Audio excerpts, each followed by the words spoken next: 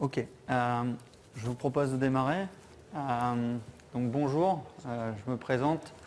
Benoît Raffin-Pelloz, je suis le Data Officer de la Caisse d'épargne Hauts-de-France.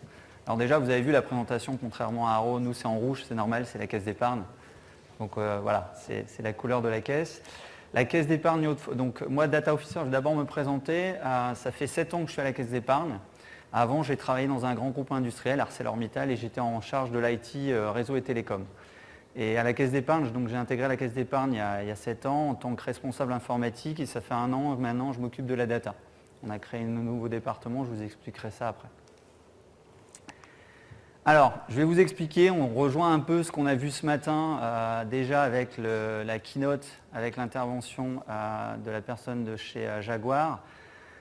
Également, on a beaucoup de points communs avec ce qui a été dit précédemment au niveau de Haro. Je vais vous expliquer, nous, ce qu'on est en train de faire, parce qu'on est en plein dedans, la caisse d'épargne, ce mouvement, on va dire, d'une culture, ce que j'appellerais Excel, vers une culture de data analytique, ou data driven, peu importe, ou data centric, peu importe la dénomination. Alors nous, on est par contre beaucoup plus récent par rapport à Haro, parce que tout ce que je vais vous montrer là, c'est possible de le faire. Nous, ça fait exactement 1 an, jour pour jour. Puisqu'on vient juste de renouveler nos licences, il y a 1 an, on n'avait pas Tableau, on ne connaissait pas Tableau. Donc en 1 an, on a fait exactement ça, et c'est pour ça que ça peut aller très très vite. Il y a certaines clés du succès, je vais vous les expliquer, je pense en tout cas, et on rejoint beaucoup la présentation d'Haro. Mais je pense que c'est surtout ça, déjà je vous le dis, le message, c'est d'expliquer un peu notre histoire au bout de ces 12 mois passés, ce qu'on a réussi à faire à la Caisse d'épargne. Alors, juste un peu l'agenda, présenter rapidement quand même la Caisse d'épargne Hauts-de-France parce que c'est une des caisses d'épargne, parce qu'on est ce qu'on appelle une banque coopérative avec différentes banques régionales. Je vais vous expliquer le contexte, les enjeux. Je vais vous expliquer pour moi qui est le cœur du sujet, c'est le self-BI. On tourne depuis ce matin autour du sujet, c'est vraiment le self-BI. Si on arrive à passer le self-BI, cette culture du self-BI dans les entreprises, je pense que c'est gagné. Je vais vous faire un topo de ce qu'on avait avant et ce qu'on a maintenant en termes d'outils, parce qu'on n'a pas que Tableau. Nous, on a misé sur un couple d'outils qui nous permet d'aller très très vite. On va vous expliquer rapidement l'environnement de Tableau, les avantages.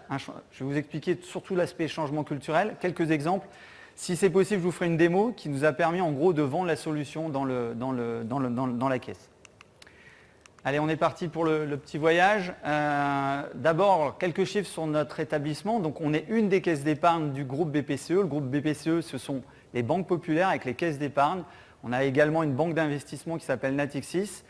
Et le groupe donc BPCE, qui est le deuxième groupe bancaire français, ça représente un peu plus de 100 000 salariés. Nous, on est une des caisses d'épargne qui couvre le territoire des Hauts-de-France.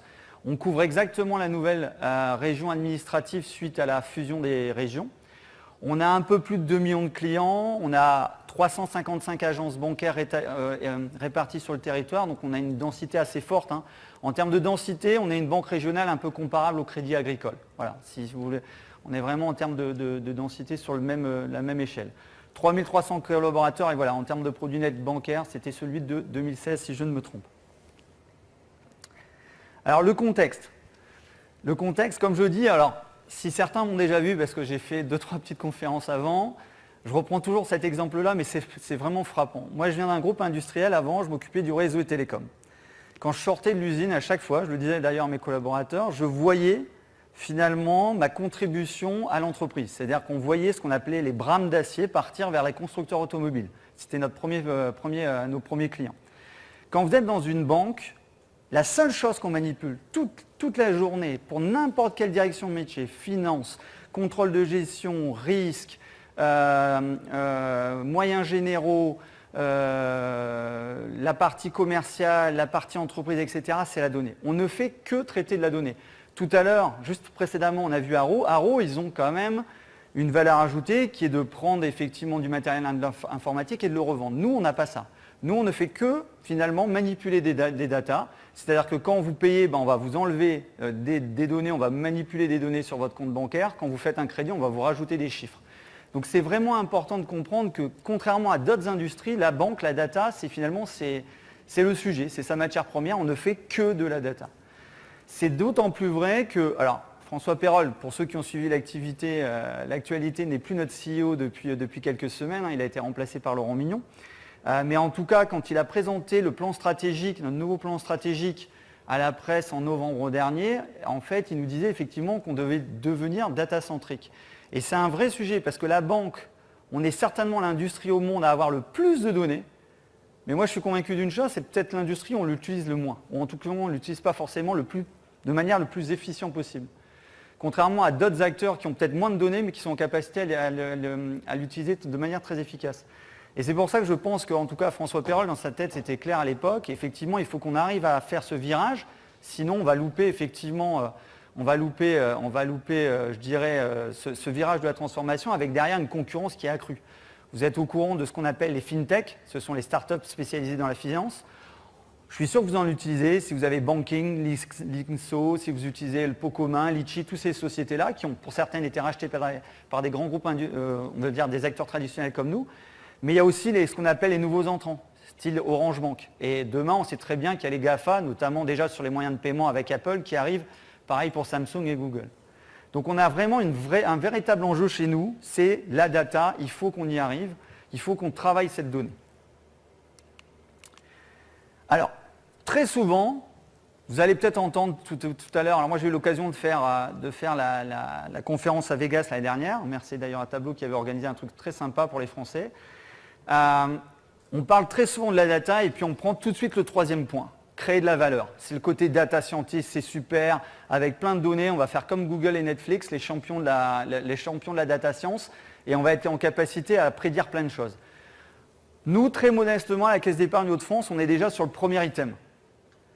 Si on est capable, avec de nouveaux outils, avec de nouvelles organisations, à être beaucoup plus efficace, on a déjà gagné notre challenge d'être data-centrique. Au jour d'aujourd'hui, combien de fois dans vos entreprises, vous ne recevez pas une version 1, 2, 3, 4, 5, 8 d'Excel? Combien de fois, finalement, vous devez retravailler ou vous ne comprenez pas un fichier Excel? L'efficacité à traiter la donnée, c'est-à-dire à faire des rapports, à faire des analyses, c'est finalement primordial et c'est le premier enjeu, c'est ce qu'on peut réellement gagner avec la data.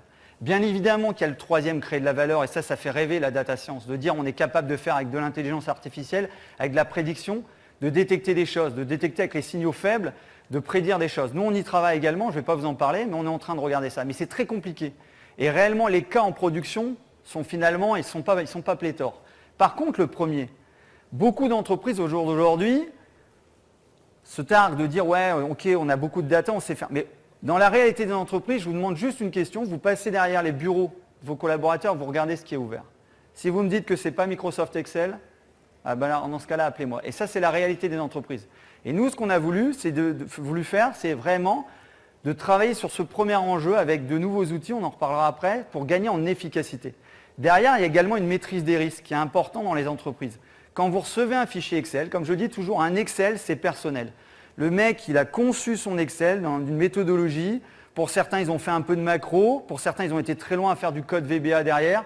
Vous récupérez ça. Moi, c'est un truc qui m'horripile. C'est-à-dire que je ne comprends pas déjà l'Excel avec plein de filtres en haut, dans tous les sens. On ne sait même pas ce qu'on doit analyser, on ne sait même pas ce qu'on doit regarder. C'est la réalité des entreprises au jour d'aujourd'hui, d'autant plus en France. Il y a un mouvement de fond, effectivement, sur le territoire nord-américain, et c'est pour ça que ces sociétés-là, comme Tableau, mais on peut en citer d'autres également, poussent effectivement, et eux, ils arrivent à commencer à faire ce changement culturel, mais il est là le culture shift, en fait. Ce changement culturel, c'est justement de s'écarter de la partie Excel pour gagner en efficacité et maîtriser les risques. Sur le troisième point, j'en ai déjà parlé, créer de la valeur, ça fait rêver, mais au jour d'aujourd'hui, beaucoup d'entreprises sont encore très très loin réellement de créer de la valeur avec la data. Alors, nous, ce qu'on a fait en Caisse d'épargne Hauts-de-France depuis 1 an, c'est réellement d'aller vers le self-BI. Le self-BI, alors, il y a plusieurs définitions, mais avant de parler de la définition, il faut juste avoir un constat. C'était Forrester qui le disait, alors je n'ai pas retrouvé l'année parce que je l'avais récupéré, c'était une de mes lectures, je lis pas mal d'articles. Il n'y a que 12% des données dans les entreprises en général qui sont réellement analysées. Nous, en tout cas, je sais qu'en Caisse d'épargne Hauts-de-France, on a une multitude de data. Parce que dès que vous payez, etc., enfin bref, la data, comme je vous ai dit, c'est au cœur de notre sujet, mais finalement, on l'analyse peu. Et pourquoi on l'analyse peu? Parce que justement, on n'arrive pas à aller dans cette culture du self-BI. C'est quoi la culture du self-BI? Il ne faut surtout pas que la data, ça soit réservé. Et je rejoins la personne d'Aro. Moi, je veux, avec mon équipe, il y a une personne dans l'assistance qui est dans mon équipe, je leur ai déjà dit depuis le départ, depuis 1 an, j'ai un seul objectif, c'est qu'on ne soit surtout pas la pièce centrale du puzzle de la data. C'est-à-dire que la data, si on n'a que 12% des données qui sont analysées, c'est que tout simplement, on a ce qu'on appelle un bottleneck, on a un goulet d'étranglement. Et très souvent, dans les entreprises européennes, ça s'appelle quoi? Ça s'appelle l'IT. Parce que c'est l'IT qui sont en capacité à extraire les données, parce que c'est l'IT qui a un ETL qui va bien pour extraire les données, parce que c'est l'IT qui connaît, comme c'est des produits informatiques, qui sait utiliser les outils, etc. Au jour d'aujourd'hui, si on veut arriver effectivement à être efficace, à maîtriser les risques et à exploiter le maximum la donnée, il faut être en capacité à ce que les métiers qui, eux, connaissent le mieux la data, puissent l'exploiter. Et c'est ça le self-BI. Alors, il y a différentes définitions, hein, mais c'est vraiment ça le sujet. Si vous êtes en capacité, nous, ça fait 1 an, ce qu'on veut, c'est que toutes les directions soient en capacité à traiter leurs données. Comme je dis, est-ce que moi, Benoît Raffin, qui ai fait 20 ans d'informatique dans ma vie, je suis en capacité à bien traiter les données du marketing, de la gestion financière, des risques ou de la conformité? Je ne pense pas. Moi, je ne connais pas les données de la conformité, du contrôle de gestion, peu importe. Ce n'est pas mon job. Ok, même si je connais la technologie derrière, ce n'est pas moi qui va être capable justement de trouver les fameux insights, de bien comprendre ma donnée, etc. Et donc, nous, on n'a qu'un seul objectif en Caisse d'épargne Hauts-de-France, c'est que les métiers s'approprient la technologie, les outils, je vous expliquerai après comment on fait, pour qu'eux soient en capacité à analyser, à traiter les données. Et là, vous récupérez, vous arrivez aux enjeux de maîtriser les risques et surtout d'être efficace au travail. Et c'est là où vous êtes en capacité à passer de 12% des données analysées à 100%. Et au jour d'aujourd'hui, il y a très peu d'entreprises qui sont dans le self-BI. Beaucoup en parlent ou disent qu'ils le sont, mais c'est loin d'être la réalité. Très souvent, vous arrivez à un goulet d'étranglement. Alors, ça peut être une équipe data dédiée qui va être data pilotage, etc., et qui va tout exploiter les données, qui va vous faire du reporting dans tous les sens. Très souvent, cette équipe-là, elle s'appelle l'informatique. Je sais parce que j'y viens et j'ai travaillé 20 ans en informatique. Et ça, c'est l'élément clé de la stratégie de la Caisse d'épargne Hauts-de-France. Alors, on va rentrer un peu dans le vif du sujet. En Caisse d'épargne Hauts-de-France, nous, ce qu'on avait avant, c'était ça. Et ce que je dis toujours, vous avez le processus data, et c'est important ce que disait la personne d'Arro, et c'est vrai. Déjà, il y a une question de fond dans les entreprises françaises, c'est que souvent on fait des dashboards, on fait du reporting, on fait des analyses, mais on ne sait même pas pourquoi. Et comme je dis, il faut d'abord démarrer par la question métier. Je veux répondre quoi? Je veux répondre, je veux suivre mes marges arrière. Ça, c'est déjà ma question métier. Donc, qu'est-ce que je fais pour répondre à la question métier? Mais nous, on a repositionné, en fait, quand on a démarré il y a juste 1 an, on s'est dit, on a fait un point, on a regardé les outils qu'on avait. Et donc, on avait Excel, Access, super outil pour traiter de la data. Access, Excel, c'est quand même le summum de la technologie de la data analytique. On avait SAP. Alors, pour ceux qui connaissent SAP, ceux qui ne l'ont pas, BO, il faut juste connaître l'histoire de SAP. BO, en fait, c'est un outil qui a été développé pour les gens qui ne voulaient pas coder en SQL. Et donc, on a fait une interface, sauf que cette interface-là, qui s'appelle BO, vous avez des informaticiens qui ont créé ce qu'on appelle des univers. Et que quand vous avez l'univers qui ne vous correspond pas bien en termes de data, qu'est-ce que vous faites? Vous êtes bloqué. Donc, voilà les limitations de cet outil-là des débuts des années 2000. Et puis, on avait, pour les plus experts, un outil qui s'appelle Todd, ce qui est un extracteur de données, qui est une sorte d'ETL, mais qui est vraiment un pur produit d'informaticien. Et après, avant, on avait en termes de reporting, puisqu'on a la question métier, on transformait les données. En termes de reporting, on avait, nous, le fameux Excel, le célèbre Excel. Et à partir d'Excel, on était en capacité à prendre des décisions. Nous, il y a 1 an, on a fait donc Task Force, on a fait un POC, on a pris les 3 meilleures solutions, on s'est basé sur 2 choses. 2 études, pour ceux qui connaissent, BARC, qui est excellent, c'est une enquête en fait des responsables décisionnels et analytiques des plus grandes entreprises au monde, et 2 Gartner, quadrant magique. Ça, c'était la première information. La deuxième, on a regardé ce qui existait dans le groupe BPCE. À partir de là, on a fait un POC éclair, et on a fait un POC sur les 2 parties. C'est important, et qu'est-ce qu'on a fait? On a retenu ça. Donc Alteryx, je peux le citer, puisque de toute façon, il y a même une breakout session sur Alteryx. Alteryx, c'est la première étage de la fusée, la deuxième étage, c'est Tableau. Et avec ça, on est en train de transformer effectivement la Caisse d'épargne Hauts-de-France parce qu'on a une puissance qu'on n'avait jamais eue auparavant. Et cette puissance-là, en plus, on la met à disposition facilement des métiers. Alors, l'environnement de Tableau, j'ai juste voulu, je dis, on va quand même, ça c'est mon petit travers informaticien. Voilà l'environnement Tableau en Caisse d'épargne Hauts-de-France. Donc nous, on a juste un an. On vient juste de re-signer les abonnements avec Tableau. Donc on est encore très modeste. On est une caisse régionale. On n'est pas le groupe BPCE à nous seuls. Mais nous, on travaille donc sur un environnement où c'est le pur environnement informatique. On a la partie stage, enfin la partie développement, où on développe. On a la partie stage, où on recette. Et on a la partie production. C'est-à-dire que quand on fait plein de tests, nous on fait plein de tests, on adore toutes les initiatives de notre partenaire Information Lab, de Tableau.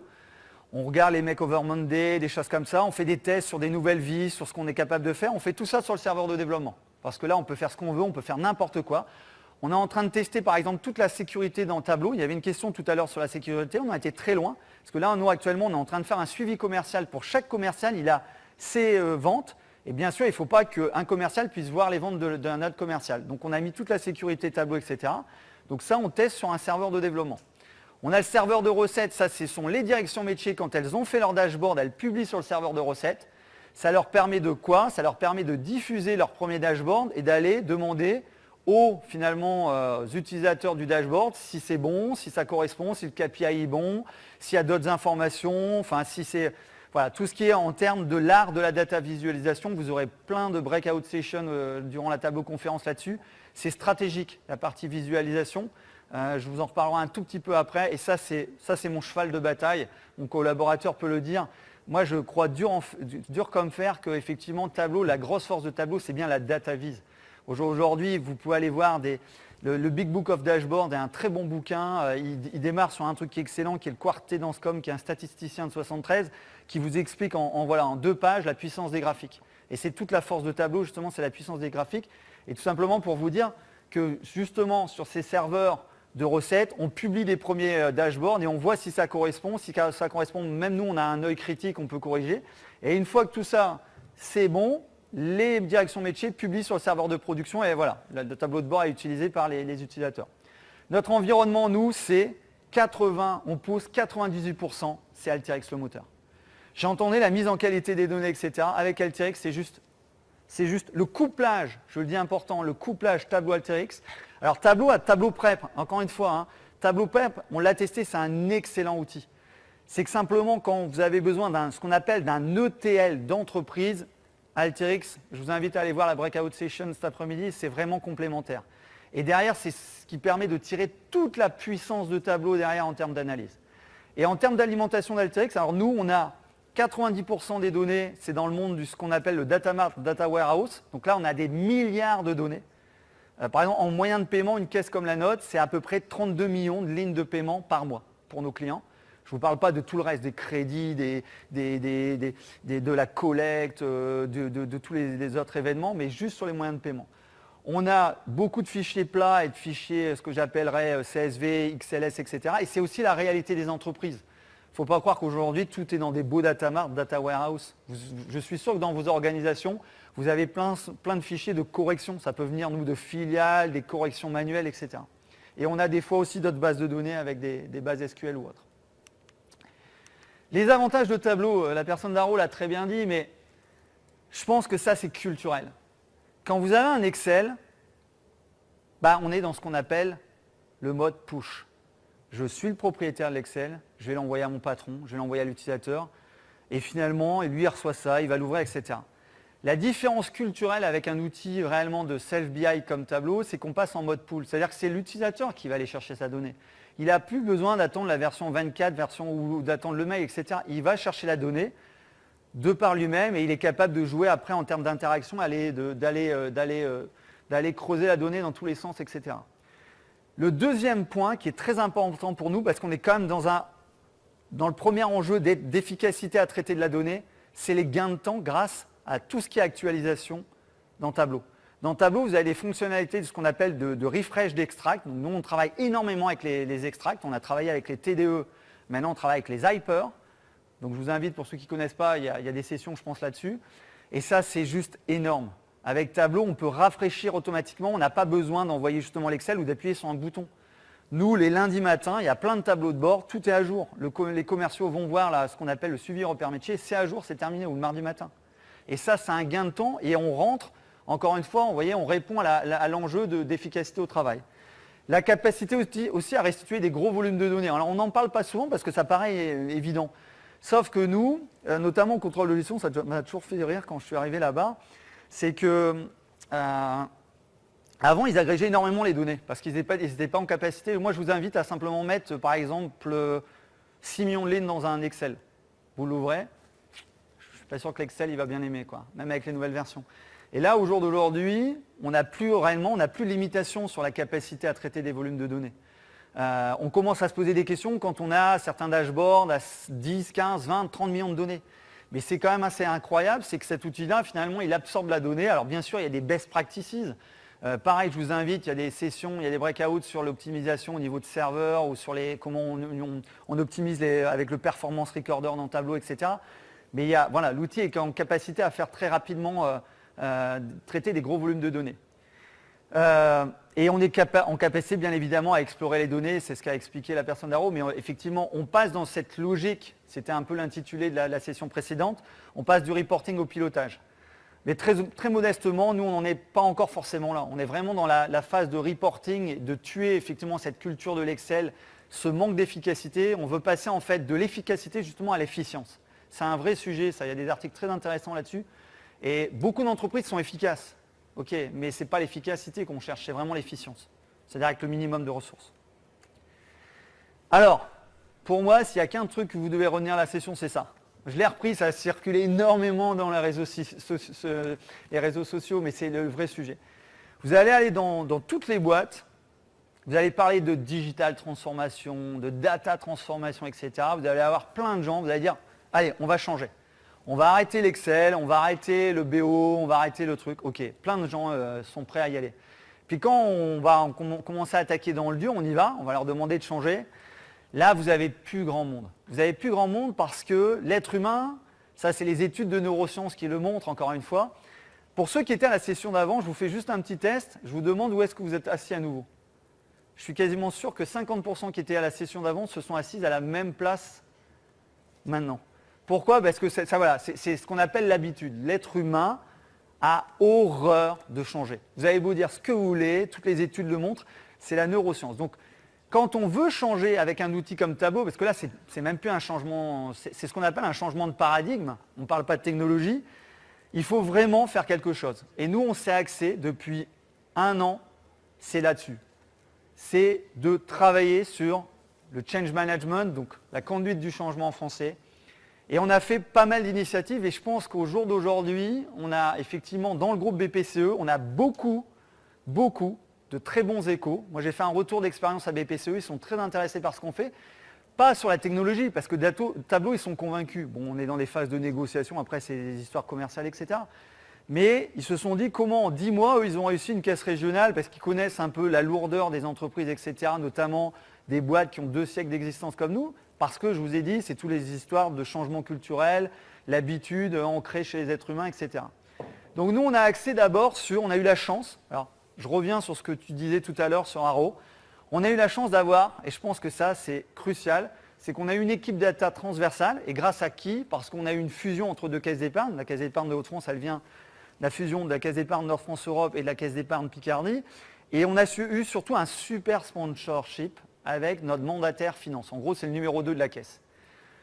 Alors, j'en parle au passé parce qu'il nous a quittés, il a pris la présidence de la caisse d'épargne Côte d'Azur, mais c'est grâce à lui. C'est vrai que si on n'a pas un sponsorship, pour faire bouger rapidement les lignes, c'est compliqué, quoi. Il faut vraiment quelqu'un assez haut qui puisse boum boum en disant, déjà, il faut les investissements. On a investi lourdement dans Tableau, dans Alteryx. On a investi énormément, après j'en reparlerai dans pas mal de formations, etc. Mais le changement culturel, c'est primordial. Et donc, ce changement culturel, c'était cette équipe data transversale. Et nous, on n'a qu'un rôle. Vous étiez 2, nous, on est 3. On a une stagiaire, c'est marrant parce qu'on est 4 avec la stagiaire maintenant.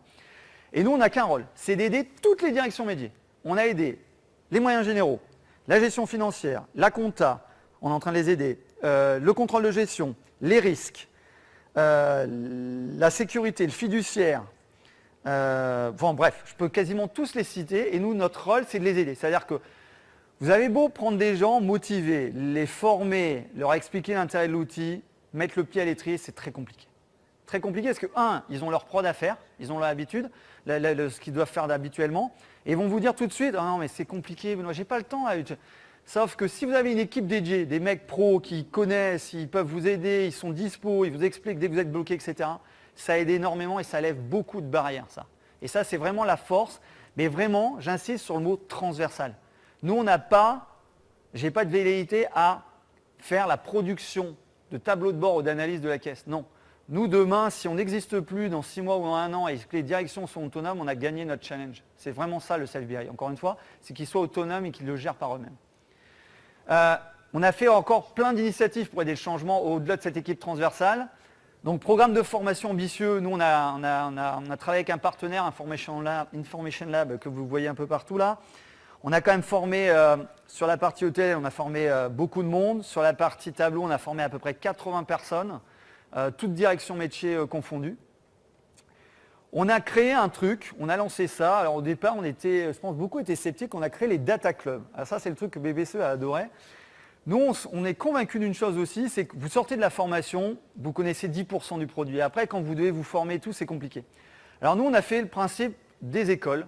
Moi, j'adore, on apprend beaucoup de choses aux écoles. Et on a créé le data club. Alors le principe, c'est simple, 1h30 tous les 15 jours. Sur la base de volontariat, on s'attaque à une fonctionnalité d'un des deux produits. On faisait Alteryx et Tableau, mais je vais parler là de Tableau. Donc on s'attaque à une fonctionnalité et donc les personnes s'inscrivent, c'est jusqu'à 30 personnes et on fait des exercices. On agence la salle en style travaux pratiques et on est là à les aider, on leur fait des exercices, ils pratiquent et on vient corriger derrière. Et ça, les gens adorent parce qu'ils progressent très très vite. Ils ne se sentent pas démunis et un peu isolés. Et ça, on les aide beaucoup. Donc on en a déjà fait 11, multiplié par 2 parce qu'on a 2 sièges.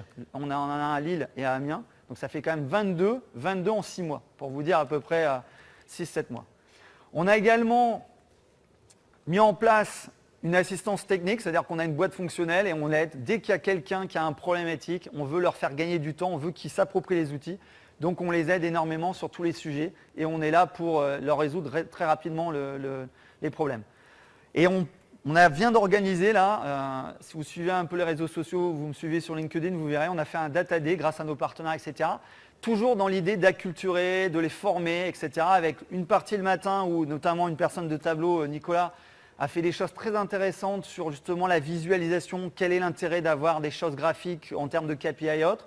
Et l'après-midi avec des fonctionnalités plus avancées, des démonstrations pour justement aider les personnes notamment avec les nouvelles fonctionnalités, par exemple de la 10.5 ou la 2018 chez Tableau, etc. Et on a aussi, même titre que Haro, on a un réseau social d'entreprise qui s'appelle Yammer. Et là, on a démarré depuis une semaine, on démarre les trucs et astuces sur Yammer. Comme on a créé cette communauté avec des ambassadeurs, on essaye toujours de les aider à s'approprier de mieux en mieux l'outil Tableau. Alors, ça c'est mon conseil. Si vous allez voir votre DG, votre COMEX, votre CEO, peu importe, et vous dites donnez-moi 500 000 €, j'ai besoin de Tableau et de la formation, etc., ça va être compliqué. Il faut vraiment chercher, comme disent les Anglais, les quick wins. Et je vais vous faire une démo si ça marche et si j'ai le temps, parce que je n'ai pas regardé du tout l'heure. Je vais vous faire la démo d'un cas d'usage qui m'a permis, c'est ce qu'on a montré, c'est ce que j'ai montré à mon dirigeant, François Caudet à l'époque, et c'est grâce à ça qu'on a acheté Tableau. Et ce sera un cas très, très concret en fait, qu'on avait fait avec un autre outil qu'on a fait sur Tableau, je vous montrerai après.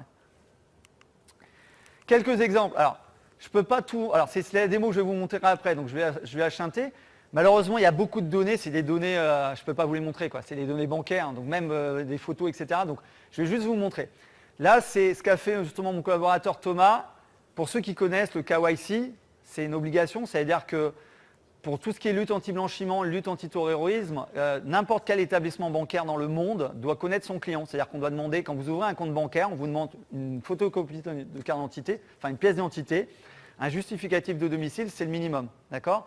Donc nous, on doit suivre le KYC parce que derrière, on a des obligations, c'est une obligation réglementaire, on peut avoir des sanctions lourdes de notre autorité de tutelle qui est la CPR, avec des millions d'euros à la clé. Donc on a refait tout un tableau de bord où on peut suivre la complétude des DRC sur nos 2 millions de clients, parce que derrière une carte d'identité, quand elle est, entre guillemets, elle n'est plus valide, on est censé la redemander au client pour la remettre à jour dans notre système d'information, etc.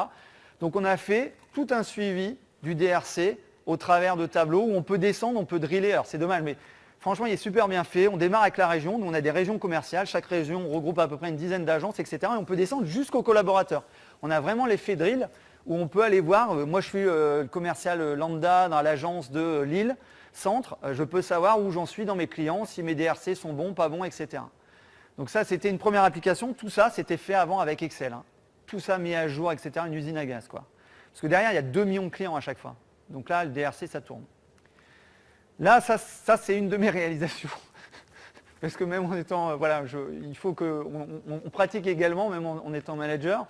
Ça, c'est la réglementation ECARE. C'est une réglementation qui est sortie d'un député il y a un an et demi. Pour ceux qui ne connaissent pas, c'est ce qu'on appelle la déshérence des contrats. Parce que très souvent, avant, enfin, pas très souvent, c'était comme ça, c'est que vous avez des fois des personnes qui ne savent plus qu'ils ont un compte bancaire, par exemple, à la caisse d'épargne. Et donc ce compte bancaire, il y a peut-être de l'argent dessus, et donc ça devient ce qu'on appelle un compte en déshérence, la personne n'est pas au courant. Et donc maintenant, l'État a demandé à ce que les établissements bancaires, au bout d'un certain nombre d'années, envoient les fonds à la Caisse des dépôts et consignations. C'est sympa, comme ça, c'est l'État qui gagne l'argent. Et donc on a suivi un tableau de bord, on a mis en place un tableau de bord, il y a un véritable intérêt commercial derrière, c'est quoi? C'est que nous, notre intérêt, c'est de ce qu'on appelle réactiver le client. C'est-à-dire si le client il n'est plus au courant qu'il a un compte bancaire chez nous, etc. On a fait tout un suivi, un tableau de bord, où on permet de suivre finalement l'activité ECARE.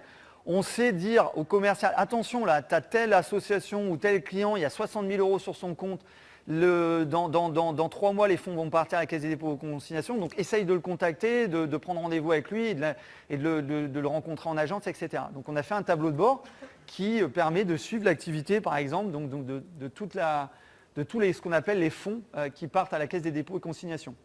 Là, on a fait la Caisse d'épargne Hauts-de-France, on a notre propre centre d'appel, on a à peu près 80 à 90 téléconseillers qui se situent entre Amiens et Douai.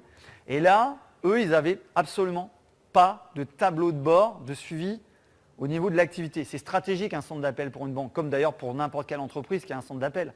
Ne pas savoir le taux d'efficacité, le nombre d'appels, etc. Donc, là, on a fait, grâce notamment à Information Lab qui nous a aidé d'ailleurs à le monter très rapidement, on a construit ce tableau de bord-là avec un certain nombre d'items en termes de KPI qui répondaient au cahier des charges de la direction de Mondoz.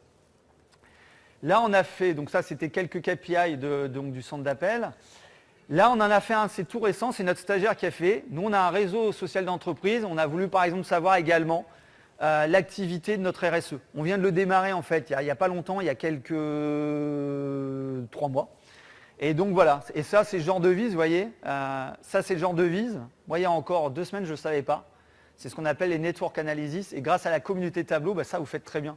Donc si vous avez derrière du Yammer ou si vous avez d'autres réseaux sociaux chez vous, c'est le genre d'information qui est très intéressante, notamment pour notre direction chez nous qui s'appelle la direction transformation digitale, qui pousse ce genre de nouveaux outils, qui veulent suivre un peu ce que ça donne. Bon voilà, ce genre de vise qu'on peut faire avec Tableau. Ce que je vous propose, je ne sais pas si j'ai encore 5 minutes, je vais vous faire une démo live si ça marche. Je vais vous montrer en fait, alors ça c'est notre serveur de production. Donc on a fait comme Arrow, on a ce qu'on appelle les projets. Depuis la version 10.5 c'est pas mal parce qu'on peut mettre des projets dans des projets, etc. Donc nous on a créé, comme on est vraiment dans cette logique de self-BI, un projet par direction. Les directions publient dedans, ils gèrent en fait leur dashboard, etc. Ils sont en capacité comme ça à être complètement autonomes. Je vais vous expliquer donc l'histoire qui m'a permis entre guillemets de vendre Tableau. Alors on va basculer dessus. C'est ce tableau de bord là. Alors je suis désolé, j'ai effacé là en dernière minute toutes les données parce que c'était un peu touchy. Parce qu'il y avait quand même des trucs. Et il y a un truc que je ne pourrais pas vous montrer parce qu'il y a le nom des clients derrière. Alors on y va. C'est la fameuse histoire, pour ceux qui étaient à Paris, je l'ai déjà faite, la fameuse histoire des cartes TMF. Alors, dans une banque, il y a une filière qui s'appelle la filière fiduciaire. C'est la filière, en gros, du cash. D'accord ? Il faut savoir que dans une banque, le cash, c'est très coûteux. C'est-à-dire que quand on veut vous donner de l'argent à un distributeur bancaire, le distributeur bancaire coûte cher, il faut le sécuriser dans ce qu'on appelle une enceinte sécurisée, et puis il faut le charger. C'est-à-dire qu'il y a les transporteurs de fonds qui viennent, après il y a ce qu'on appelle des gabistes qui viennent charger, il y a la maintenance du GAB, etc. Et cette filière fiduciaire qui est déjà très coûteuse pour une banque, elle est encore plus coûteuse avec notamment des spécificités comme les cartes TMF. Alors c'est quoi les cartes TMF? Je pense que tous dans la salle et toutes, vous êtes équipés d'une carte bleue. Sauf que vous avez des clients qui ne sont pas équipés de carte bleue pour des raisons personnelles ou pour des raisons de coût, parce qu'il y a un coût de forfait derrière. Et vous avez des clients qui ont besoin de retirer des fois des grosses quantités d'argent et qui ne veulent pas utiliser le plafond de la carte bleue. Donc on utilise ce qu'on appelle une carte TMF. Les cartes TMF, vous l'avez dans la plupart des réseaux bancaires, ce sont des cartes blanches. Vous allez à l'agence, vous dites bonjour monsieur le conseiller, j'ai besoin de retirer 600 € sur mon compte courant. Donc qu'est-ce qu'elle fait la personne? Elle va prendre une carte, ce qu'on appelle une carte magnétique, elle va retirer 600 € sur votre compte bancaire et elle va encoder cette carte. Cette carte-là ensuite, elle vous la donne. Vous allez au distributeur et c'est une carte à usage unique. Elle va être avalée par le distributeur et le distributeur, vous n'avez rien à taper, pas de code, pas de montant, et il va vous donner 600 €. Le problème de cette carte, ce qu'on appelle carte tempo dans le milieu des caisses d'épargne, c'est que, au jour d'aujourd'hui, elle est gratuite. Ça veut dire que le temps que la personne encode, que vous alliez, ça nous coûte, on ne facture rien. Et deux, en plus, il y a ce qu'on appelle des coûts cachés, parce que les cartes derrière, les cartes, il faut les recycler, parce qu'on ne peut pas en avoir des milliers et des milliers. Et deux, les cartes bancaires, quand elles tombent dans le distributeur bancaire, derrière, vous avez ce qu'on appelle un bac à cartes. Et le bac, il y a une contenance maximum, et au bout d'un certain nombre de cartes, le GAB, il se met en rideau, en fait. Il dit, mon bac est plein, donc il faut que le personnel de l'agence récupère les cartes, etc. Donc il y a plein de coûts cachés, et pour une filière qui est déjà une filière fiduciaire qui est déjà déficitaire, dans tous les milieux bancaires, vous pouvez prendre les rouges, les verts, etc., c'est connu, la filière fiduciaire est déficitaire, donc ça accentue quelque part le déficit de la filière. Donc nous, on était intéressés à l'époque, c'était un tableau de bord que j'avais fait avec un autre outil à l'informatique, puisque les GAB, je les gérais auparavant. Moi, j'étais très intéressé de comprendre, d'analyser finalement cette filière des cartes tempo, finalement, qui les utilise. Moi, j'étais convaincu que c'était que des vieilles personnes, que c'était pour des gros montants, que c'était quelques agences, etc. Et on a monté ce qu'on appelle, c'était notre premier cas d'usage, Tableau, c'est le premier dashboard, et c'est même pas un dashboard, pour ceux qui connaissent et qui ont reconnu, c'est ce qu'on appelle une storytelling. On a créé une histoire, en fait, dans Tableau, et on a montré ça à nos dirigeants. On a expliqué finalement, regardez, en termes d'analyse, ce qu'on peut faire, et ce qu'on n'a jamais réussi à faire avec nos outils précédemment. Alors sur le haut, vous avez quoi? Vous avez simplement, donc vous voyez, il y a à jour, j'ai juste effacé toutes les données, les axes et tout. Mais vous avez en gros l'évolution du nombre de cartes TMF par mois.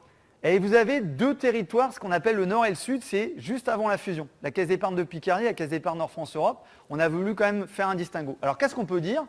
C'est que le bleu, effectivement, il est beaucoup plus important. Vous allez me dire, oui, alors c'est normal, notre caisse, pour ceux qui connaissaient, elle était 2 fois plus grande que Picardie, mais même le ratio, il n'est pas de 1 tiers, 2 tiers. C'est que simplement, ça s'explique. Moi, je savais l'expliquer. C'est que les cartes TMF, en fait, c'est une invention à l'époque d'un centre technique régional, celui de Lille, en fait. Et ça a après été généralisé pour les caisses d'épargne. C'est toute une histoire derrière. Donc, il y a une culture de la carte TMF dans la région avant ce qu'on appelait Nord-Pas-de-Calais qui est importante, ce qui explique que c'est très important. Il y a toujours eu cette culture de la TMF. Donc, on voit les échelles là, l'air de rien, c'est plusieurs dizaines de milliers, en fait. On n'est pas loin de 100 000 de cartes. Donc, vous imaginez à chaque fois le nombre de minutes quand vous prenez la carte, vous demandez au conseiller, etc. Et pour quelque chose, un acte qui nous rapporte, entre guillemets, rien, qui nous coûte. Deux, on a voulu se poser la question de dire, c'est ça qui est génial avec Tableau, c'est les fameux scatter plots, les nuages de points. C'est génial, c'est que là, alors j'ai effacé l'axe malheureusement. En fait, on a voulu regarder s'il y avait une disparité entre les agences sur les clients, entre les montants qu'ils demandaient et le nombre de fois où ils faisaient des cartes TMF. Effectivement, vous avez là, alors je peux le citer, c'est pas grave, il n'y a rien de confidentiel. Vous avez 3 agences, donc une qui est Roubaix. Voilà, quand vous connaissez le contexte, pour ceux qui habitent dans le nord de la France, c'est pas étonnant qu'il y ait beaucoup de gens qui font des cartes TMF, etc. Sur ce périmètre-là, avec des montants parfois un peu plus élevés. Là, c'est très intéressant aussi, c'est les capacités. Finalement, cette storytelling, elle montre en quelques vues, quelques KPI, toutes les capacités de Tableau. Là, vous êtes en capacité à avoir sur une carte, finalement, les disparités au niveau d'un territoire. Alors, c'est génial, Tableau, c'est les capacités en termes de map, c'est inné dans le produit. Donc, dès que vous avez des magasins, vous êtes dans le retail, dans la distribution, dès que vous avez des agences bancaires, etc., Tableau, là, vous avez une puissance de frappe puisque dès que vous êtes en capacité à visualiser les KPI sur une carte, quoi. Et ça, c'est parlant. Ça, c'est la neuroscience aussi qui l'explique. Vous arrivez à comprendre plus facilement sur une carte, c'est tout, que dans un tableau. Et ça, vous comprenez très vite que là, vous voyez, on a une concentration énorme de TMF. Là, c'est la région lilloise, en fait. C'est la métropole lilloise. Ça, c'était les 3 premiers indicateurs. Après, on s'est dit, vous voyez, la storytelling. Donc là, on était sur la volumétrie, en gros. Moi, j'étais sûr d'une chose. Quand j'avais démarré l'étude, j'ai dit, les cartes TMF, ça, c'est les vieilles personnes. Ils ont peur des cartes bleues. Donc, ils viennent à chaque fois au guichet pour retirer de l'argent. Donc là, on a fait ce qu'on appelle les fameuses heatmaps dans le tableau. 2-3 clics, tac, tac, tac. Et on s'est dit, on a regardé simplement par tranche d'âge des clients. Et c'est intéressant de voir finalement quelles sont les heures de pointe, puisqu'on a toutes les statistiques quand est-ce que les cartes TMF sont faites. Et c'est intéressant de voir, par exemple, on se dit, alors on va faire la démo en live, on a dit, on va prendre simplement les personnes âgées, quand est-ce qu'elles viennent faire des cartes TMF dans les agences Hauts-de-France. C'est rassurant en fait, elles viennent effectivement quand même tous les matins, mais vous voyez, elles ne viennent pas forcément tout de suite, enfin, elles viennent on va dire à la première heure, mais elles viennent surtout le mardi, mais c'est normal. Parce que tout le week-end, le dimanche, on était fermé, le lundi, les agences sont fermées, donc elles viennent rechercher de l'argent le mardi matin. Ça, c'est une information aussi très intéressante. Ça permet de voir, vous voyez, très rapidement que si on prend une autre population, sur une autre population, on n'a pas les mêmes créneaux, etc. On a fait aussi une répartition très rapidement. On a voulu voir, donc ça, on a fait simplement une correspondance du KPI avec les bubble charts. C'était de voir, voilà, c'était une représentation de voir finalement par typologie d'âge. Donc là, vous n'avez pas les chiffres, mais voilà, vous voyez quand même les proportions sur le type de clients. On a fait aussi une répartition après par région, de voir effectivement les disparités sur ce qu'on appelle les régions commerciales chez nous. D'accord ? Et le troisième point qui nous a permis, mais là je ne pourrais pas vous le montrer pour des raisons de confidentialité, donc d'ailleurs ça ne s'affichera pas, c'est qu'on a donné la possibilité avec 3 filtres au commercial, au bout de la chaîne, parce que l'intérêt de ce tableau de bord, c'est quoi ? On a une question métier, c'était l'analyse des cartes TMF, et c'est quoi la prise de décision, si vous vous rappelez du schéma que je vous ai montré avant ? C'est d'essayer de faire en sorte d'équiper le client avec une carte bleue, pour éviter qu'il redemande de faire des cartes TMF, ou de le sensibiliser à utiliser sa carte bleue s'il ne l'utilisait pas. Et donc là, ça permet à chaque agence d'aller dans sa liste de clients, de voir quels sont les utilisateurs, enfin les clients qui utilisent le plus les TMF. Et une dernière stat qu'on a voulu regarder aussi, c'était de savoir si les gens qui utilisaient des cartes TMF, elles étaient équipées ou pas. Et là, c'est intéressant de voir qu'effectivement, il y a une proportion de clients qui sont équipés en carte TMF, mais qui, pour certaines raisons, ne veulent pas utiliser quand même, enfin en carte bleue, mais qui ne veulent pas utiliser leur carte bleue et qui veulent utiliser des cartes TMF. Donc voilà, juste pour vous dire que cette storytelling qu'on a fait là, c'était le premier tableau de bord, C'est grâce à ça, c'est victoire rapide, on a montré les capacités, vous voyez, avec 6 KPI. Ces 6 KPI-là, c'est 80% de l'activité de tableau. Alors après, on peut faire des trucs très évolués dans le tableau, mais juste ça, ça permet d'être très efficace en termes d'analyse des données. Et le tableau de bord que vous avez vu, il y a juin, tout ça c'est mis automatiquement, je ne regarde même plus. Les données sont mises à jour, on n'a plus rien à faire, c'est automatique. S'il y avait 4-5 points à retenir de mon intervention, déjà j'espère qu'elle n'a pas été trop ennuyante. De 2, c'est que le changement culturel, il est juste énorme. Ce que j'ai dit encore il y a 15 jours dans une conférence à Paris, la technologie, il y en a plein, et Tableau est une superbe technologie, il n'y a rien à dire. Mais la technologie, sans les people, vous n'y arriverez pas. Et le people, le fameux empowerment, tous ces trucs-là qu'on parle de responsabilisation, c'est tout ce que je vous ai dit sur la difficulté à changer, etc. Donc il ne faut surtout pas, et c'est ce que disait très bien la personne de Jaguar là, ce matin, j'ai adoré son interview parce que c'est exactement ça. La partie effectivement du changement culturel, elle est énorme. Deuxième point, c'est qu'il faut diffuser cette culture dans tous les métiers. La data analytics, le self-BI, le data-driven, le data-centric, tout ce que vous voulez, c'est surtout pas la panacée de une ou deux directions. Surtout pas, ce sont tous les métiers. C'est justement, on sera en capacité comme ça à basculer de 12% des données analysées à 100% des données analysées et d'avoir plein d'insights. Donc le dispositif de conduite de changement, il doit être adapté et conséquent. Nous, on a quand même formé beaucoup, on a fait les data clubs, data talk, data doctor, l'assistance technique, etc. Il y a beaucoup de choses à faire. Moi, je suis convaincu de l'équipe transversale. Pour moi, c'est la clé du succès. Sinon, vous n'y arriverez pas.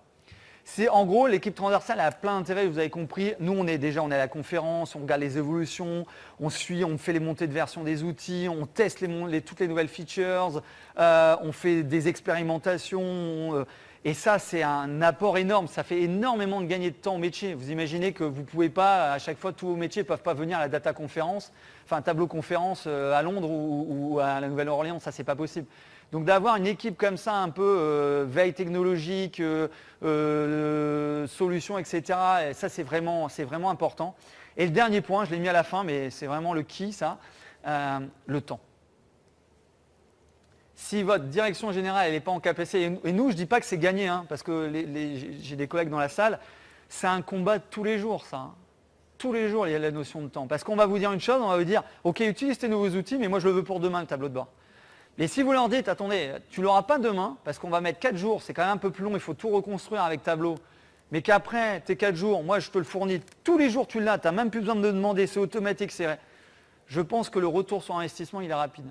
Et c'est ça la difficulté des entreprises françaises, finalement on est dans une injonction paradoxale.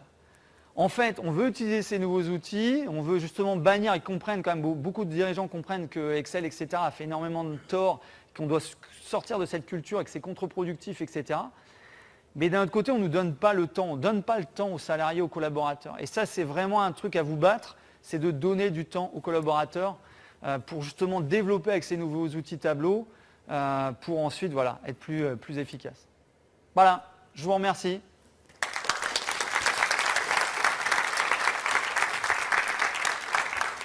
Je ne sais pas si vous avez des questions, parce que je passe aussi par là. Oui.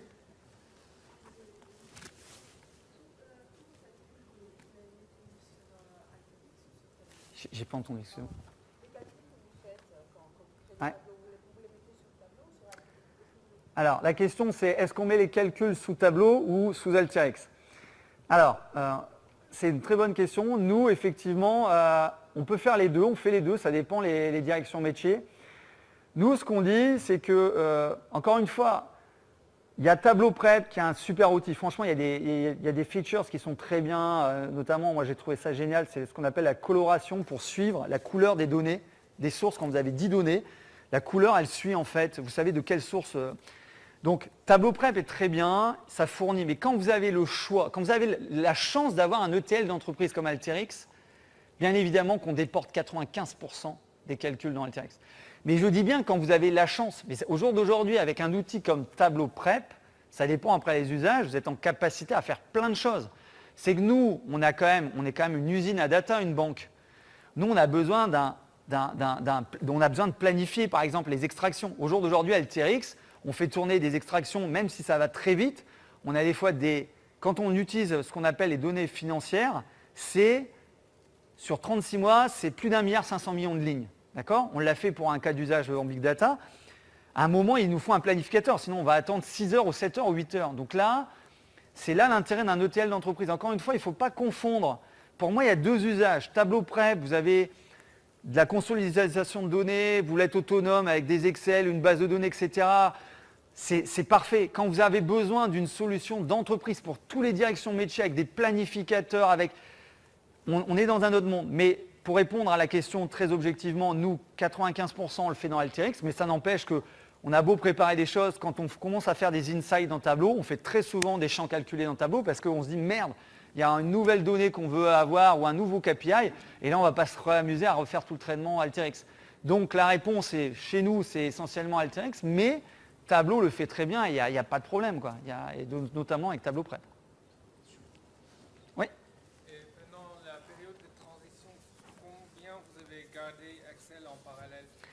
Alors, ouais. Non. Alors, Excel est encore là. Hein. Quand je vous dis, nous, on n'a qu'1 an d'historique. Hein.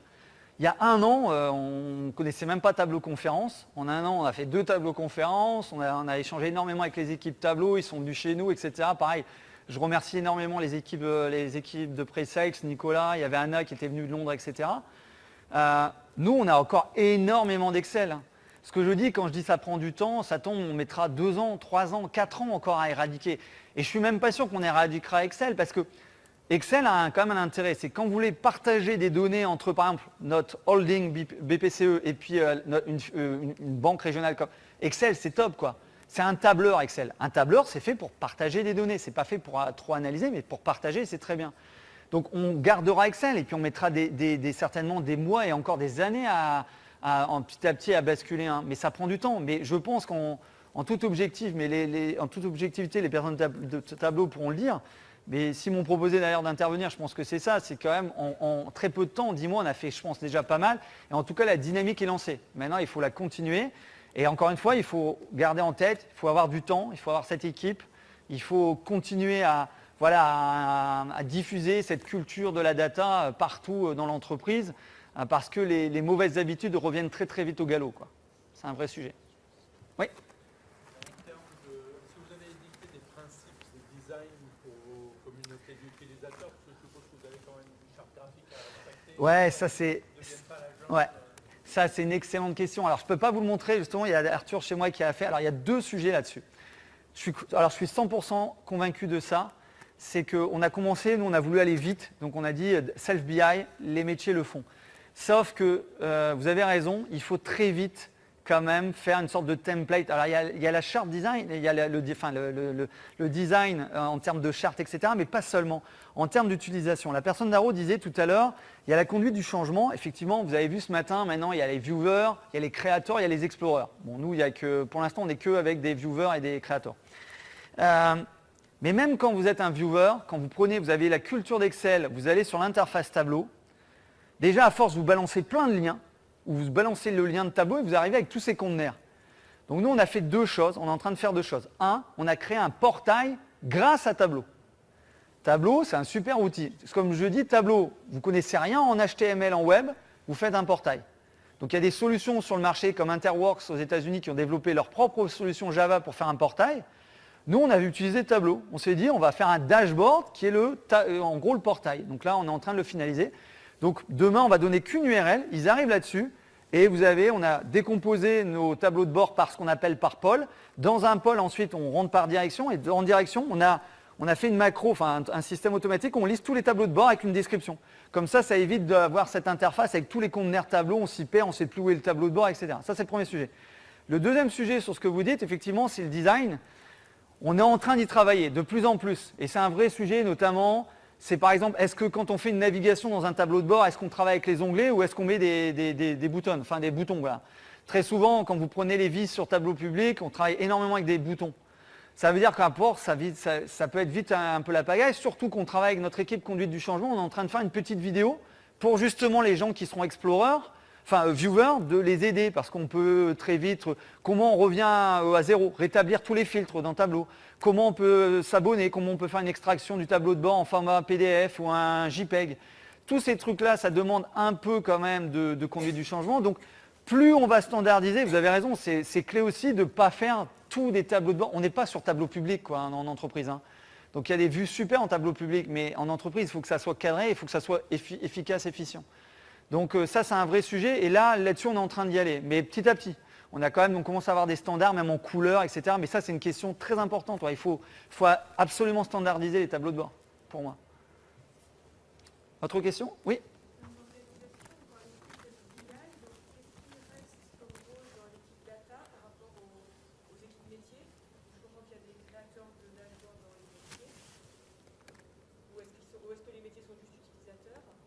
Non, mais c'est... Ouais, alors qu'est-ce qui reste ? Il reste beaucoup de choses parce que moi j'aimerais bien qu'on soit beaucoup plus nombreux. Alors, comme je dis, oui. Madame, est-ce que vos communautés d'utilisateurs travaillent sur desktop ? Ouais. C'est ça la question. Oui, bien sûr, on a, quand je dis self-BI, c'est-à-dire qu'on a dans un certain nombre de directions métiers, on a les gens qui ont tableau desktop, ou tableau Creator pour la version 2018. Ils sont en capacité à faire leur tableau de bord. Nous, l'équipe data, on a 2 rôles. On a un rôle de suivi, de veille technologique sur les outils.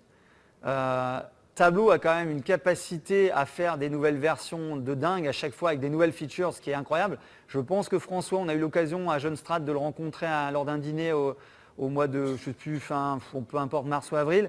Il m'a dit qu'il allait présenter des trucs super cet après-midi et notamment un truc sur le responsive design, donc j'attends de voir. Mais déjà de suivre, pour ceux qui ont la version déjà de 10.5, la Vision Tooltip, la Hyper, c'est juste énorme, quoi. Il faut suivre déjà technologiquement. Vous prenez 3 mois dans la vue avec Tableau, déjà, waouh, déjà il faut s'accrocher, quoi. Il faut aller très très vite. Donc notre rôle de l'équipe data, c'est de suivre ces évolutions technologiques et ils n'arrêtent pas. Et au contraire, c'est bien. C'est excellent, ces évolutions technologiques. Et la deuxième rôle, c'est de toujours faire cette assistance en fait au niveau des équipes métiers. Parce qu'il y a des équipes métiers, là par exemple, on va démarrer tout doucement, mais on est un peu en retard parce que pour l'instant, bref, réorganisation. La compta chez nous n'a pas basculé encore Tableau. Et à chaque fois, quand on a vu la directrice, peu importe Tableau Alteryx, quand on a été voir la directrice, elle nous dit ouais, mais on a eu la formation, mais maintenant on est un peu perdu.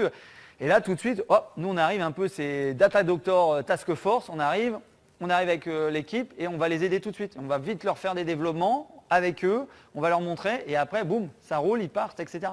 Donc on aura toujours, je pense, ce besoin d'aider les directions métiers.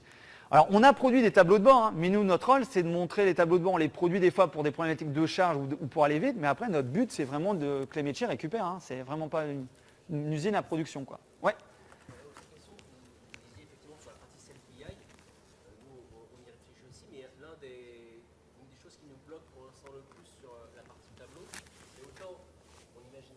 Donner à des users ou même des utilisateurs assez sensibles à l'IT la partie créer ses stories, créer ses leads, tout ça. Mais finalement, l'accès à la donnée, c'est là qu'on se dit, mince, comme chez vous par exemple, il y a une partie des données qui sont dans un data warehouse, donc vraiment en base de données. Et même si Tableau avec un desktop, on peut s'y connecter, il faut quand même connaître le modèle de données, ce genre de choses-là, on a du mal ça à dire à un utilisateur, vas-y. Alors est-ce que c'est quand même l'IT qui prépare les données à l'avance en créant plein de connexions partagées? Ah, mais c'est marrant parce que c'est vraiment, on a toujours à peu près les mêmes questions et vraiment le phénomène, enfin des questions toujours, je pense que toutes les boîtes françaises sont à peu près au même stade hein, là-dessus. C'est un vrai sujet. Alors il y a plusieurs réponses à la question. La première, le self-BI, c'est bien ça. Et quand j'entends effectivement, et vous avez raison de dire, les métiers, c'est pareil chez nous. Quand on leur dit, avant ils avaient BO, donc BO ils ne réfléchissaient pas, ils prenaient les champs dans l'interface de l'univers, ils les mettaient sur le truc, ils appuyaient sur le bouton, ça faisait le tableau de bord format Excel, ils faisaient un extract, ils récupéraient les données. Et ils ne savaient pas derrière où ils allaient chercher, dans quelle table du décisionnel, du data mart, etc. Donc ça, on a au travers des clubs data, etc., on leur explique et nous on les aide également. C'est-à-dire que quand ils ont effectivement, ils avaient un rapport BO, on les aide par exemple à basculer un rapport BO au format Alteryx Tableau, parce que c'est vraiment toujours le couple, hein, ou un tableau de bord au format Alteryx Tableau, on les aide à travailler. Mais je trouve ça important qu'ils aient connaissance du sujet. Et ce que vous dites, c'est qu'on revient toujours sur les histoires des 12% des données analysées. Tout est lié en fait. Pourquoi en fait il y a 12% des données analysées? Parce que justement, les métiers ne savent même pas dans quelle table décisionnelle. Mais c'est important qu'ils sachent dans quelle table décisionnelle. Il faut les aider, ça va prendre du temps, mais on est en capacité, grâce à Tableau, vous prenez Tableau Prep, c'est pareil, Tableau Prep, il n'y a pas besoin de coder en SQL pour faire du Tableau Prep. Alteryx, c'est pareil, il n'y a pas besoin de coder en SQL, c'est ça qui est top. Ils peuvent, alors ça prend du temps, mais ils peuvent, nous on a des gens maintenant qui font des interrogations dans les bases de données qu'ils ne faisaient jamais avant ça. Et encore une fois, alors souvent on me pose la question aussi, ouais mais attendez, en termes de sécurité des données, mais attends, avant ils accédaient aux données, hein. Nous, on a fait ni plus ni moins que remplacer un outil par un autre. C'est-à-dire, avant, ils faisaient dans BO, ils récupéraient les données. Maintenant, ils font autrement. Tout ça, c'est automatisé. C'est en plus génial parce qu'ils font des KPI dans Tableau avec des trucs interactifs. Ils ont des trucs refresh, etc. Mais c'est vraiment le cœur du self-BI, ce que vous dites. Vous êtes plus donc, je rejoins une question d'avant, sur donner des licences de type desktop à ces utilisateurs-là plutôt que Explorer qui, elle, à ma connaissance, ne permettent pas d'aller créer cette. Non, mais on a les deux. Il faut bien comprendre le modèle de Tableau, hein, notamment les nouvelles licences. En fait, dans une direction, regardez votre organisation. En général, nous, dans chaque direction métier, on a un département ou une unité qui s'appelle pilotage de quelque chose. Vous avez le risque, pilotage, vous avez le truc, pilotage. Ça veut dire que dans chaque métier, vous avez déjà, je suis sûr dans vos organisations, des gens qui font du suivi de KPI. Peu importe le sujet. De marge arrière, de marketing, de trucs, de risque financier, compta, ce que vous voulez. Vous avez des gens qui traitent de la donnée. D'accord ? Ça, c'est important. Ces gens-là, nous, notre objectif, c'est de fournir Tableau Desktop ou demain Tableau Creator. Parce qu'eux, ils vont produire un truc. Et puis après, il y a ce qu'on appelle les consommateurs de la donnée. Nous, au jour d'aujourd'hui, on a 2000 commerciaux qui regardent le mardi matin ce qu'on appelle le suivi repère métier. C'est leur vente. Ça, ce sont des viewers. Donc il y a vraiment, mais c'est clair que dans notre entreprise, il n'y aura pas 3000 créateurs. Justement, c'est entre les deux. L'Explorer, on a du mal à la situer parce qu'on a également des viewers, on leur donne des choses très interactives et ils vont rien faire avec. Et on peut donner à plein d'utilisateurs. Pas 2000 encore chez nous, mais on pourrait essayer de faire une raison. Et d'un côté, le créateur, pour l'instant chez nous, c'est plus quand même l'IT. Et on a cette population de key users, c'est qui ne sont pas forcément liés à des postes, mais effectivement à certaines personnes, ce très bon train de gestion-là, cette personne-là aux achats qui est très orientée data. Et là, on se dit, est-ce qu'on lui donne du Explorer ou est-ce qu'on lui donne du Alors je répondrai juste ce que j'avais dit quand les gens de Tableau sont venus il n'y a pas longtemps nous voir là, pour un déjeuner. Ils m'avaient posé la question avec le nouveau modèle de licensing. Nous, on n'a pas encore la maturité à prendre de l'Explorer. Je pense que quand vous prenez de l'Explorer, enfin c'est ma vision, ça n'engage que moi, je pense que vous êtes arrivé vraiment à la maturité qui va bien pour le self-BI. C'est-à-dire qu'au jour d'aujourd'hui, moi j'ai un besoin, j'ai des consommateurs de la donnée. Ils ne feront pas de nouvelles vis, de nouveaux KPI. Ils ont besoin de suivre rapidement leurs chiffres, de savoir où ils en sont, etc.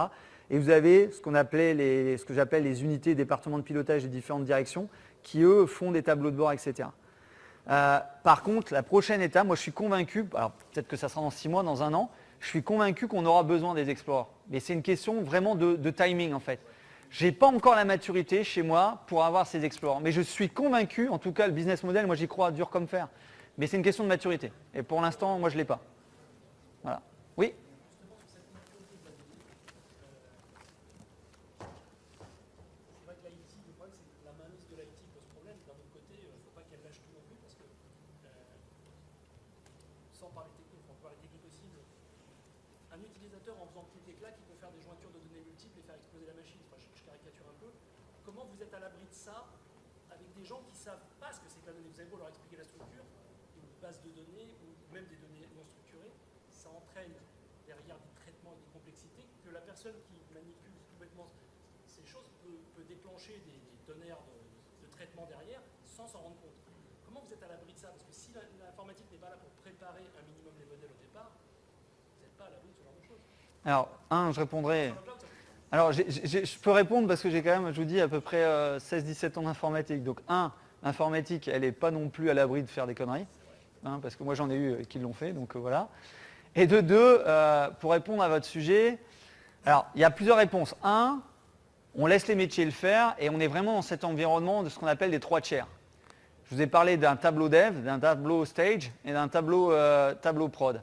Déjà, nous, clairement, ils mettent en théorie, alors on est très vigilant, on passe sur l'étape recette. Ça, c'est très important, ça évite déjà qu'ils m'explosent le serveur de production. Ça, c'est le premier sujet.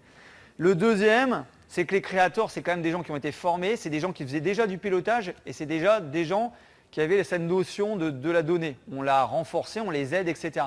Donc, du style, ce que vous dites, c'est le fameux produit cartésien quand vous faites une jointure. Bon, en général, le produit cartésien, ils sont au courant, ils comprennent et ça se voit. Et de toute façon, déjà dans le tableau desktop, avant de publier, votre tableau desktop va partir en cacahuète. Donc, ce que je veux dire, c'est qu'on a plusieurs éléments techniques qui répondent à votre question. Mais en général, c'est pour ça que la notion de tableau Explorer, elle a du sens. Parce que le tableau Explorer, il va recréer des KPI, mais il ne va pas modifier les sources de données, les rejointures, etc. Ça, c'est bien le créateur qui va derrière le... Vous voyez? Mais ce que vous dites, alors il n'y a jamais une assurance zéro risque, mais avec les différents éléments de réponse que je vous ai dit, quand même, vous prémunissez d'un maximum de. Ok. Ouais, ça aussi, mais je n'en parle pas trop.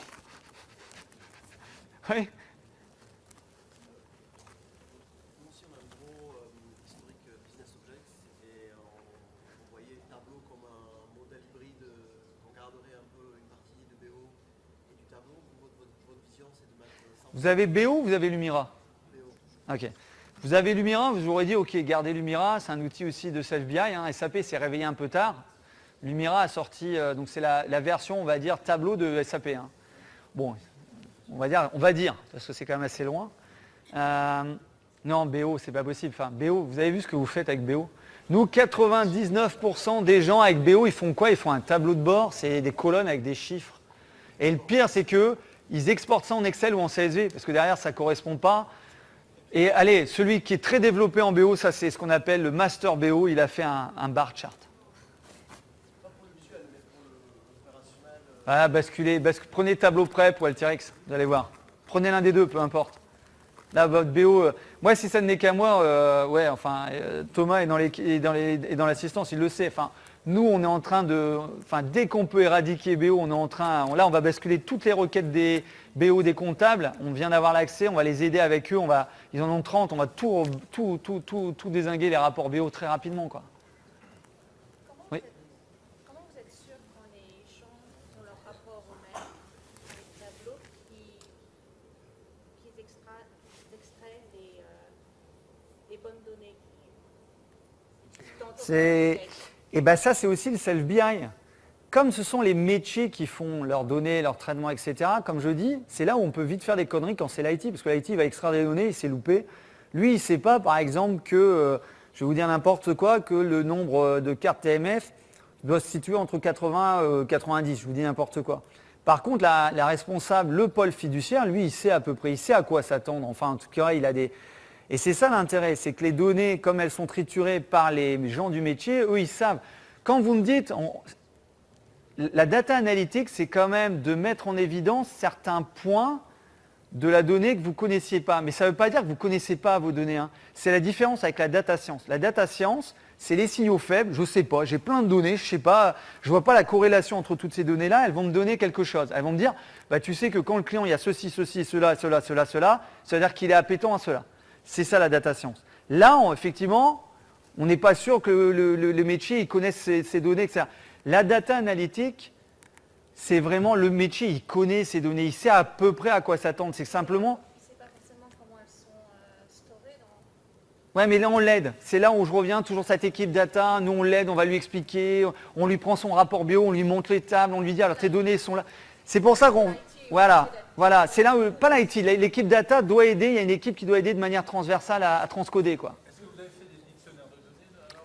Ah ouais, non, on a des dictionnaires, ça c'est le serpent de mer, le dictionnaire de données. Dans les grandes entreprises comme nous, on a je sais plus, je vais vous dire des bêtises, on a je crois une centaine de milliers de champs, de colonnes. On a un dictionnaire de données, mais qui est plus à jour. On est en train de prendre une nouvelle solution du marché de chez IBM pour faire le dictionnaire des données et le linéage, mais ça c'est au niveau du groupe. C'est bien tous ces sujets-là, mais justement l'intérêt avec Tableau, c'est pareil en termes de gouvernance. Ce qui est intéressant avec Tableau, alors je pense que vous l'avez, mais quand vous avez Tableau serveur, vous balancez les datasets, les sources de données, vous les extrayez surtout des dashboards. Il ne faut surtout pas publier avec le dashboard, comme je dis tout le temps, parce que derrière, vous avez toute la notion de trust aussi des data sources dans Tableau, où demain, vous avez extrait une source de données qui peut être utilisée par une autre direction métier, moyennant la sécurité et les droits que vous avez accepté de partager. Et ça, quelque part, Tableau, c'est un super outil de gouvernance déjà de la donnée. Hein. Vous êtes capable de centraliser plein de datasets, plein de jeux de données et que les autres les réutilisent. Je vais vous donner un cas concret. Nous, on s'est amusé à faire ce qu'on appelle les découpages. On a créé des fichiers spatiaux. On a mis des fichiers spatiaux à disposition de tous les métiers. L'idée, c'est de dire, on va arrêter que le mec des risques ou le mec des marketing, il va aller récupérer la position GPS des 355 agences, le découpage des polygones des 14 régions commerciales, etc. Donc nous, on a mis tous les SHP sur les serveurs Tableau, les 3, et les gens puisent. Dès qu'ils veulent faire une map avec les cartes, je vais chercher mon truc qui s'appelle map agence, je vais chercher mon truc qui s'appelle map région. Vous voyez, c'est quelque part une gouvernance de la donnée. On a mis des datasets communs dans un point central, chacun les récupère. En plus, dans Tableau, pour ceux qui ont vu depuis la version 10.5, on peut truster. Enfin, c'est un super outil de gouvernance, quoi. Ça peut l'être en tout cas. Ah, the last one. Allez. À un moment donné, vous avez parlé dans les rapports pour des agents, et l'agent ne peut voir que sa donnée. Ouais. Comment Ouais. vous avez fait ça? Comment on passe ça? Alors Tableau, alors nous quand on a sélectionné Tableau, ils ont deux super intérêts. À l'époque, je peux être transparent, il y a un an, je ne vous ai pas dit les 3 solutions qu'on a testées en fait. On a testé Qlik. Moi j'ai été précédemment avec ma direction informatique, on a été QlikSense, QlikView. Et Qlik, on les a dégagés simplement pour une chose, enfin deux, la mobilité. En fait, alors depuis ils ont, mais moi je remonte il y a un an. En fait, la force aussi de Tableau, c'est que pour ceux qui ont des solutions d'entreprise de ce qu'on appelle de MDM, je ne sais pas si vous connaissez, les Mobile Device Management, tout ce qui permet à partir d'une tablette ou un téléphone portable d'avoir ses mails, d'accéder à son intranet et autres. En fait, Tableau fait partie de l'alliance avec les gros constructeurs de MDM que sont AirWatch, Ironport, etc. Et donc, quand vous avez la solution Tableau, sans parler de l'application Tableau mobile où vos données sont dans le cloud, mais si vous voulez rester vos données en on-premise, en fait, vous prenez une solution comme AirWatch, avec le AirWatch Browser, vous êtes complètement full single sign-on avec Tableau. C'est-à-dire que je prends mon téléphone, je me connecte avec ma solution de MDM de mon entreprise, j'accède au portail Tableau. Et ça, de manière transparente. C'est ce qu'on appelle le single sign-on. C'est-à-dire c'est l'authentification Windows qui se propage partout.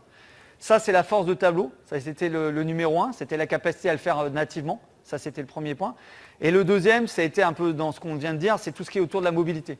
Ils ont quand même des solutions très packagées pour la mobilité.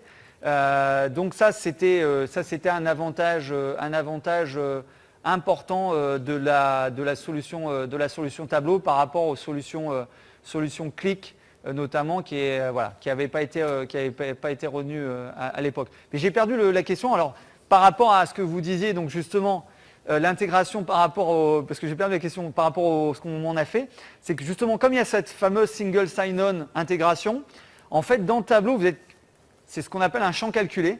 Vous avez des fonctions de base qui s'appellent username, isOwnGroup, enfin je ne sais plus, qui permet de dire simplement quand vous allez accéder au portail Tableau, en fait, vous avez le single sign-on qui se passe. Vous avez vu, j'ai accédé à mon portail, je me suis pas signé. En fait, lui, il récupère ce qu'on appelle le fameux jeton, le token de Windows. Il va voir que c'est mon login qui s'appelle Tata chez nous. Et donc avec ça, vous faites un champ calculé, vous dites if A en gros est égal à ça, il a le droit d'accéder à telle ligne de données. C'est aussi simple que ça avec Tableau et c'est ça qui est génial. Et ça nous a mis quelques minutes à faire ce qu'on appelle une sécurité des données au niveau de l'utilisateur. C'est intrinsèque dans le produit en fait. Plus de questions ? Je vous remercie beaucoup.